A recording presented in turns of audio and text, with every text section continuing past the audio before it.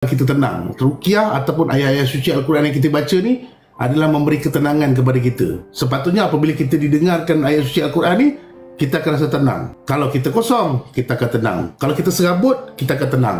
Macam contoh kan, orang-orang yang ditimpa kecelakaan ataupun kecelakaan macam ibaratnya kau merasakan diri kau macam sial. Saya ada satu komen tapi saya tak sempat nak balas komen dia. Dia kata dengan saya, Ustaz, apa ni, saya rasa macam diri saya sial lah, sebab tak kena lah. Itu tak jadi, ini tak jadi, saya buat apa pun tak jadi. Cara dia bukannya nak buang sial tau benda ni tau. Ni kaedah dia. Cara dia, kamu banyakkan solat dekat masjid. Tapi solat dekat masjid tu kalau boleh biar kamu ambil wuduk tu biar ambil dengan kolam masjid. Ini bukan satu ilmu turun-temurun ke apa benda tau.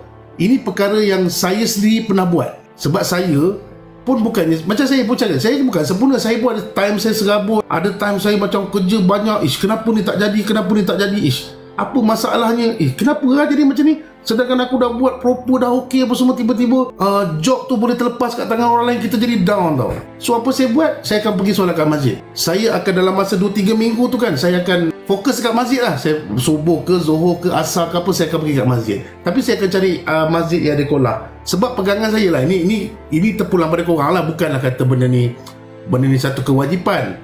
Air kolam masjid ni, kalau kata macam contoh saya kena serangan sihir yang macam saya dah buat solat hajat pun tak jadi apa, aku dah jalan ayat kursi sampai 100 kali pun macam tak jadi apa. Sebab kita perawat, kita kena cari beberapa kaedah untuk menyelamatkan diri kita. Saya kalau kata dah macam tak boleh juga, tak boleh juga, ada part yang saya last kali saya pergi kat masjid, saya ambil benda tu satu baldi air tu dekat kolah tu. Lepas tu saya pergi mandi kat toilet masjid. Lepas saya mandi tu saya pergi dekat dalam masjid. Saya akan cari kedudukan paling tengah-tengah. Mana kata saya akan ambil kubah masjid. Contoh kalau katakan masjid besar kan, kita pergi kat kubah tu kat atas, kita duduk kat bawah buat solat hajat 2 rakaat. Akan ada banyak petunjuk, tapi saya menolak. Saya biasa kalau dapat petunjuk tu saya belajar menafikan. Sebab kalau petunjuk tu datang kat saya, nanti saya akan jadi hasad. Perasaan hasad tu dia akan datang, ibaratnya macam aku menuduh dia. Tapi saya suka macam bila saya solat hajat tu, bila saya rasa macam gerak ataupun petunjuk saya dapat, saya akan belajar nafikan.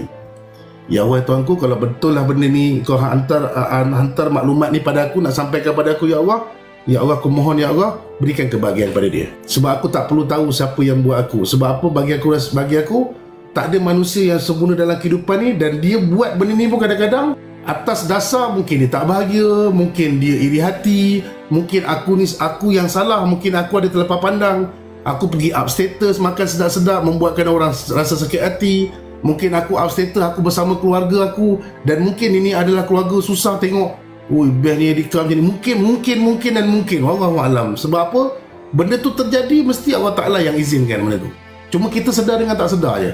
Banyak je pesakit-pesakit yang datang kat sini macam dia cuba membela diri dia. Tapi kadang-kadang dia macam ni tau. Bukan senang saya tiba-tiba nak keluar pergi tumbuk muka mamu. Faham tak? Saya bantai muka mamu, saya bagi berdebuk mamu kat tepi. Pasal apa ni bos? Tak ada apa-apa. Saya rasa macam nak tumbuk muka you.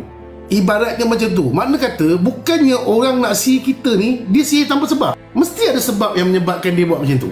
Macam contohlah, saya pernah kena sihir disebabkan perniagaan. Perniagaan. Sebab saya dulu apa-apa projek pun saya akan cuba dapatkan juga projek ni saya bedal, projek ni. Kadang-kadang saya terlupa dengan orang belakang pun masih ada yang nak cari makan. Faham tak? Kadang-kadang kita tak nak projek tu, tapi orang tu nak kita juga yang buat projek tu. Mungkin dia nampak hasil kerja kita dan sebagainya. So kadang-kadang benda tu yang menyebabkan orang sakit hati dengan kita, tapi kita tak sedar tindak tanduk kita tu boleh menyebabkan orang sakit hati. Kita tak sedar pada tu. So bila kita perasan Allah Ta'ala jadikan buat macam ni pada aku, macam ni adalah jadikan pengajaran dalam hidup aku macam ni, apa sebenarnya? Saya suka merungkai benda macam tu tau. Kenapa aku masih kena sihir? Lepas tu kenapa tiba-tiba aku boleh jumpa pula dengan orang ni, dia boleh offer pula aku nak jadi perawat, sedangkan aku tak ada terfikir pun dekat kepala aku nak jadi perawat. Lepas tu aku pula dijumpakan dengan orang ni pula ajar benda. Pada mulanya dia ajar benda ilmu yang okey, tiba-tiba dah diselit lah benda-benda yang tak okey. So dekat situlah pembelajaran dalam kita sedar tak sedar. Macam contoh orang-orang yang tersesat dalam satu-satu pembelajaran, dekat situ jangan taksub tentang pembelajaran. Pembelajaran sebab yang menyampaikan kita manusia. Maklumat yang sampai pada dia tu tak semestinya tepat yang disampaikan pada kita. Faham tak? Mana kata kita jangan taksub pada manusia. Kita dapat satu-satu ilmu tu, kita beramal dulu. Kalau kita rasa macam tak okey, rasa serabut dan sebagainya, kita kena tinggalkan. Faham tak? Jangan korang taksub tu menggila-gila taksub, jangan. Kau tak boleh taksub dengan manusia, sebab ilmu tu semua Allah Ta'ala punya. Apa yang disampaikan pada kamu tu tak semestinya bulat-bulat sampai kat kamu. Kadang-kadang dia tak bagi penuh, ataupun dia jadi dia olah-olah dan sebagainya. Kita takut kat situ lah. Okay, kita takut kat situ. Ni kalau aku ceramah ni, aku ingat mahu sampai khutbah Jumaat minggu depan. Okay. Okay, cuma saya berkongsi, ini kongsi pengalaman tau. Ini bukanlah kata saya baik apa tidak. Saya hanya kongsi pengalaman saya, dan saya membuka minda mana-mana orang yang terkena sihir. Jangan kita cepat melantunkan benda itu pada orang lain. Adalah lebih baik kita muhasabah diri kita. Saya tak kata kamu bersalah, sebab ada juga orang yang saya jumpa, orang ni memang baik, tetapi dia disihir juga. Itu mungkin satu ujian yang Allah Ta'ala jadikan pada kita. Cumanya kita mendoakan balik kebahagiaan tu pada orang lain. Sebab kalau kata kau ni memang tak kena sihir, aku rasa susah kena doakan kat orang lain. Kau doa kat diri kau juga.